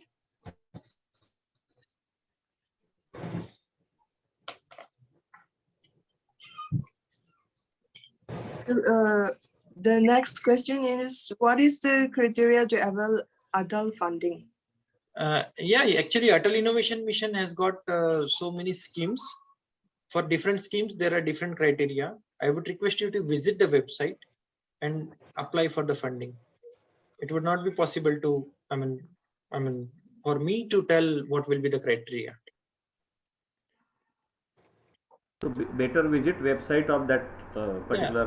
And the website is very simple. Yeah, AIM very simple. Yeah, and everything is available on for that. on the For web. every type of category, every category of type of institution, everything is available on that. Yes. Yeah. Admin sir, please unmute Dr. Pawar sir and Dr. Shankar sir, because they are answering few questions, queries here. Yeah. Okay. Now please, if there are any hand raise. There is one more. If a journal gets discontinued from the UGC care list at the time of AQAR, can it be included? Yeah, actually, it is not allowed because they ask for the link in that column. However, what you can do is you can mention that the journal, deleted list and the serial number of the journal in the deleted list. Conductor, I'll add something more. Yeah, please. Yeah, see, it's better for the colleges and the teachers to get a copy of their publication, see, in the journal, which was in force, which was in the UGC care list at the time, and keep it, see, with themselves. Yeah, because, see, as times are changing, you may be able to utilize. Sometimes NAC will consider, sometimes even in DVV, the DVV people will consider it. It's better to have. See, if a journal is withdrawn from the care list, you see, it is not because of your fault, but because of the policy change or the journal change. Very true, sir. You can claim. what a What teacher do you can say, do Chandak is, sir? if you are publishing your paper today, and if the journal is a part of a UGC care list 1 today, get the screenshot of the same thing, stored it in with you, and you can reproduce it as and when required. Okay, Very true, Chandak sir. sir. Yes, sir. One participant asking question regarding give some input on faculty exchange program. Faculty exchange is something like you can exchange the faculty Yes, for, exchange the yeah. faculty. Faculty exchange is something that you can do for the academic purpose. Say Yes. like you have colleges in different regions and you are inviting the teacher, and there are different schemes from the government itself. See, you know, there is one scheme from DST called DST TAIR scheme, Teachers Associateship for Research, where the teachers go for conducting research at the premier institutions. Yes. Number one. Number two is, I think there is one scheme from DBT as well. Apart from this, two institutions can mutually sign an MOU and they can exchange the teachers Yes, yes, yes. for that purpose. The under One more MOU, thing. both research institute can exchange their teacher for the purpose of research. Exactly. One more thing, Chandak sir. Yes, sir. There may be experts in a particular area in sciences or in some subjects Mhm. where their expertise could be used as part of CBCS or whatever Yeah, yeah. to go and handle or explain a particular topic of a particular course. Similarly, see, knowledgeable people from other colleges can be done in our own college. Only thing is you have to have a collaboration agreement prior to that. It's not Definitely. enough if you have. It's not enough if a teacher is invited. See, the institute can go ahead. Otherwise,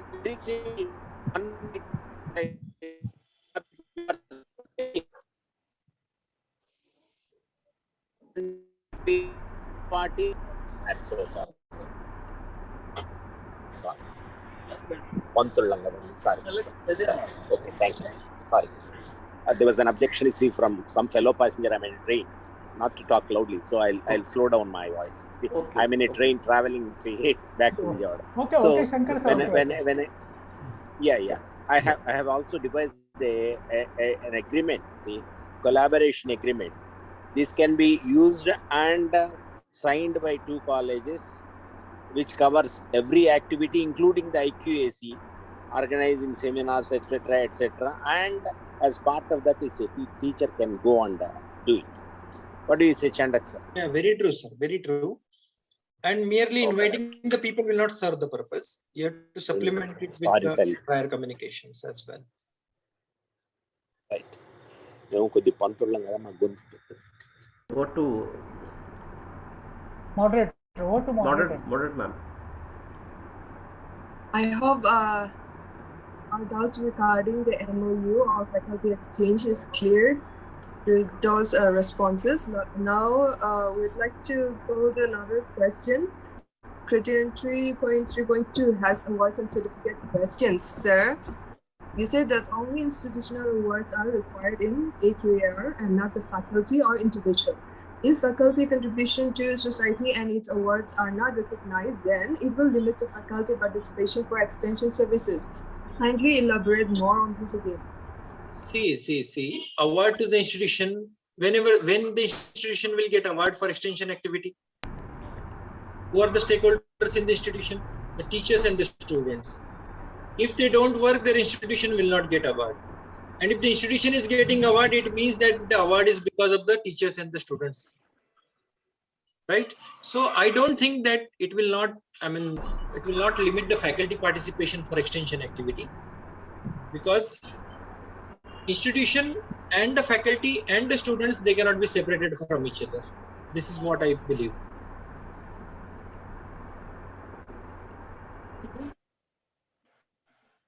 I could read from the chat box, ma'am, if you allow me. If we provide a Publon CV as a part for science faculties for publication detail, will it be a better solution? Yeah, definitely. In fact, providing a Publon CV, but there is a possibility that you may miss your data in Scopus, because sometimes the data in Scopus may not be in Publon, I mean Web of Science. Or sometimes what happens, you publish a paper in a Group 1 journal, I mean UGC Care Group 1 journal. In that case, it will not be possible to get all the data. If you provide this Publon CV, it will be good enough to in support of your claim that a journal is a part of Web of Science. But we It's a good also need suggestion. some data from this Scopus, so, no, sir? We need Scopus, we need UGC Care 1. Yes, UGC Care Yeah, also. that's what I'm telling. But if someone is providing a Publon CV, probably No it could problem. help the IQAC to retrieve the data Yes, and yes. get the links.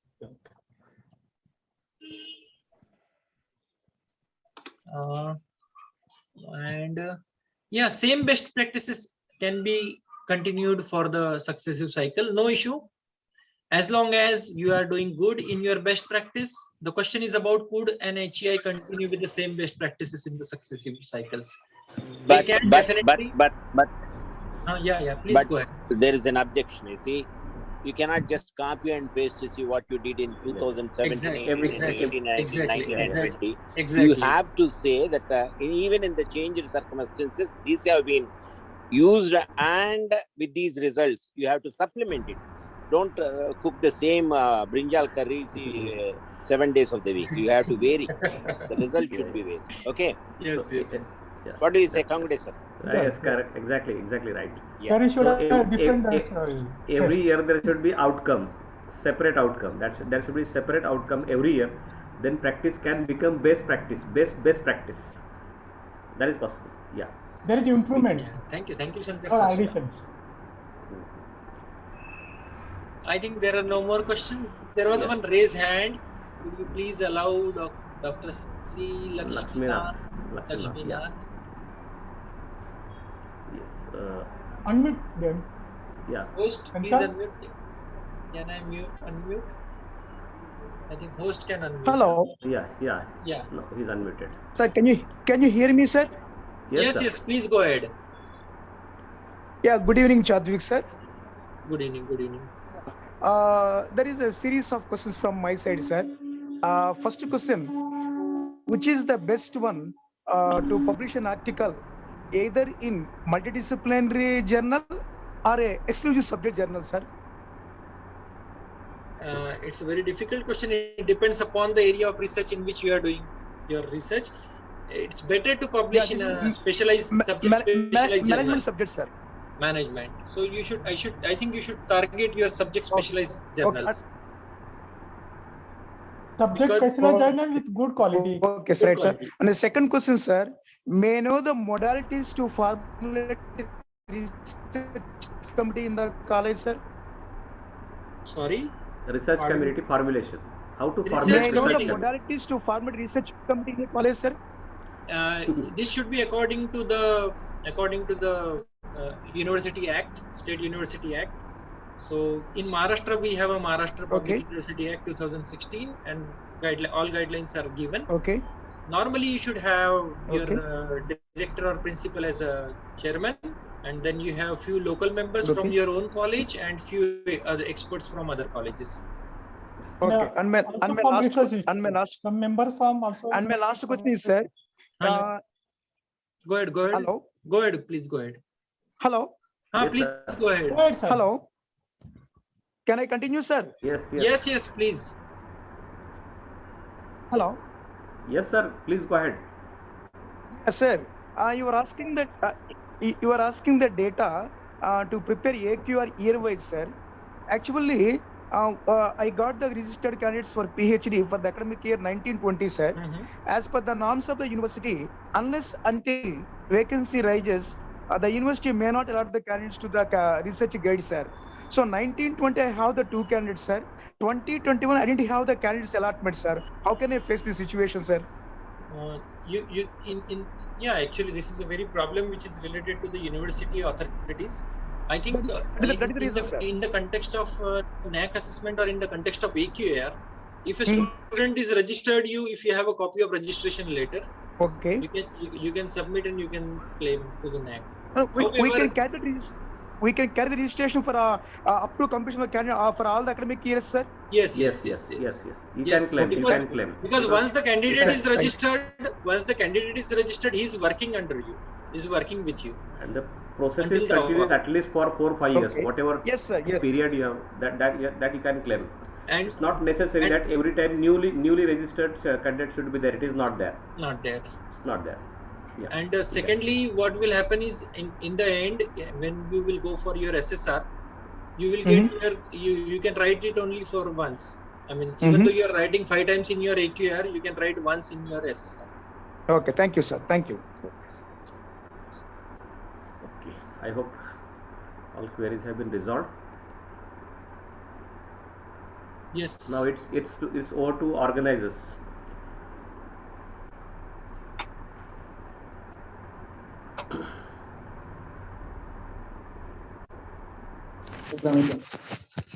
Hello, Yes, sir. Please. Dr. Arjun. Yes, sir. Yes, sir. Yes, Please. am I able? Yeah, ma'am. Yes. Yeah, all right. All the queries, I believe, have been resolved by our experts. So for today, we would like to conclude by thanking each one of our resource persons and also the organizing committee, both from the Sarjang College, Tinsang, and also from IQSA cluster. We'd also like to thank all our participants for patiently waiting despite the technical problems initially. And also we look forward to your active participation even in the next 2 sessions that we will be conducting. Thank you, everyone. Okay. That's good. Thank you. Okay, thank you. Contact, sir. Thank you. Thank you. Good one. Good Thank one. you, sir. Thank you, sir. Thank you. Thank you, Shankar sir. And feedback. Thank you. link Thank has- you. Feedback. Thank you, sir. Feedback. Thank you. Are you in rail now? All right. I am about 1 hour away from Vijayawada. Okay. So link has been I was shared. trying to Link motivate has a been- college to go for NAC, a PG college to go for NAC. So link has been shared with Tom. So I'm coming back. Yeah. Okay. Let's take a leave. Thank, Yes. Yeah. thank you, Pawar sir. Thank Thank you, you. sir. Thank you. Thank you. I cannot raise my voice. You see, there was an Thank you. objection. Thank you, organizers. Chandak sir, it was very informative, useful. I learned many things from you. IQC cluster is a platform where we can learn from each other a lot. Yeah. We Everyone keep is doing learning. it. Everyone is learning, and it's my pleasure that I could be of service to someone. And this young man from Nagaland has been doing quite well, you see, in organizing this. What do you say, young man? you are the very picture of Bonham, you see. Thank you to Keep all the doing it. IQSC Keep doing cluster. it. Yeah. Thank you, sir. Yeah. Okay. Bye. Thank you. Good night, sir. Bye. Good night.